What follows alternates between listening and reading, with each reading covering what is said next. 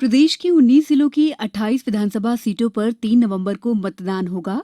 Corona संक्रमण के मद्देनजर चुनाव आयोग ने मतदाता जागरूकता के लिए न केवल सभी विधानसभा क्षेत्रों में बड़े पैमाने पर स्वीप गतिविधियां चलाई, बल्कि लोगों से बिना डरे मतदान करने की भी अपील की जा रही है। सुनिए ये संदेश। चले क्या भाई? क्या चले? अभी विराट की सेंचुरी बाकी है। चलो बच गए। चल सेंचुरी। हाँ सिंगल। चलना, लेट हो रहा है। मेरे एक वोट से क्या हो जाएगा?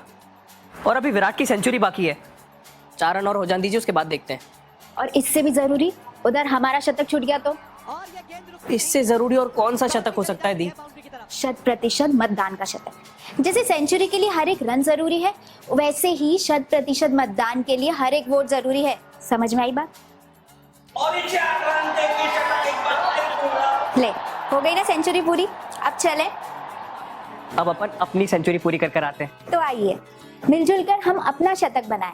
100% मतदान कर लोकतंत्र को मजबूत बनाएं। इस बार के चुनाव कोरोना संक्रमण के चलते पूरी सावधानी के साथ कराए जा रहे हैं और चुनाव आयोग ने क्या खास कदम उठाए हैं, इस बारे में हमने बात की उप मुख्य निर्वाचन पदाधिकारी दिशा प्रणय नागवंशी से। आइए सीधे उन्हीं से सुनते हैं कैसी और क्या हैं चुनाव आयोग की तैयारियां। कल जैसे मतदान है 3 तारीख को, और हमारी पूरी तैयारी है। वोटिंग सेंटर्स जो है हमारे पोलिंग स्टेशन है, हर पोलिंग स्टेशन को सैनिटाइज किया गया है। मतदाताओं के लिए वहां पर अतिरिक्त मास्क की व्यवस्था की गई है। जो मतदाता मास्क नहीं लगा कर आ पा रहे हैं उनको हम वहां मास्क भी देंगे। जैसे ही मतदाता हमारे मतदान केंद्र में पहुंचेंगे, हमने 6-6 फीट की दूरी पर गोले बनाए हुए हैं, जहाँ आप सोशल डिस्टेंस का पालन करते हुए वहाँ आप खड़े हो सकते हैं। और जो बाकी मतदाता हैं उनको हमने बैठने के लिए छायादार स्थान की व्यवस्था की गई है।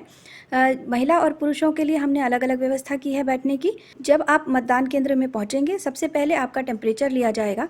यदि आपका तापमान जो है निर्धारित सीमा के अंदर है तो आपको मतदान के लिए आगे हम भेजेंगे।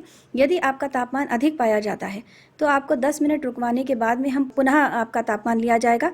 यदि उसके बाद भी आपका तापमान अधिक निकलता है तो आपसे निवेदन किया जाएगा कि आप मतदान के आखिरी घंटे में आकर अपना मताधिकार का प्रयोग करें।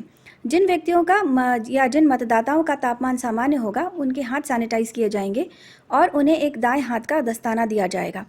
उस दस्ताने को पहनकर आप अपने मतदाता रजिस्टर में दस्तखत करेंगे और साथ ही साथ उसी दस्ताने वाले हाथ से ही ईवीएम का बटन दबाएंगे। इस तरह से जो मतदाता हैं वो बिल्कुल सुरक्षित हैं। आप ये बिल्कुल ना सोचें कि कोविड संक्रमण है और आपको कहीं से भी संक्रमण के चांस हो सकते हैं। आप जैसे ही बाहर निकलेंगे अपना मतदान करके, वापस आप अपना हाथ सैनिटाइज करें और वहाँ पर सैनिटाइज़र के अलावा हाथ धोने के लिए भी साबुन और पानी की पर्याप्त व्यवस्था है।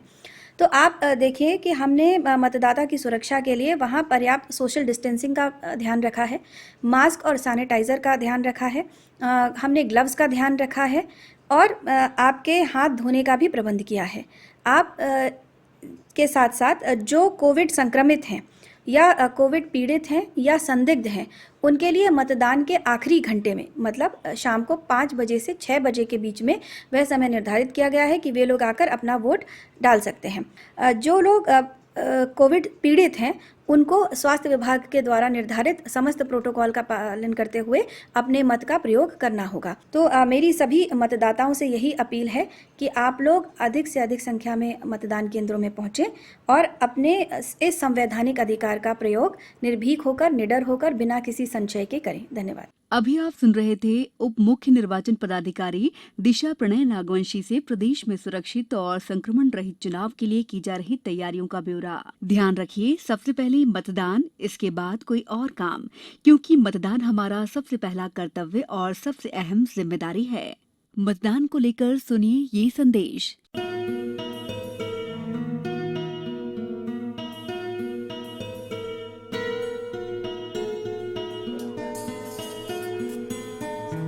साहब, कुछ बात करना थी आपसे।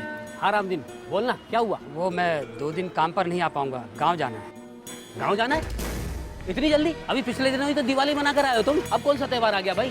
त्योहार ही तो है साहब, मेरा अधिकार का त्योहार। मुझे मतदान करने जाना है साहब।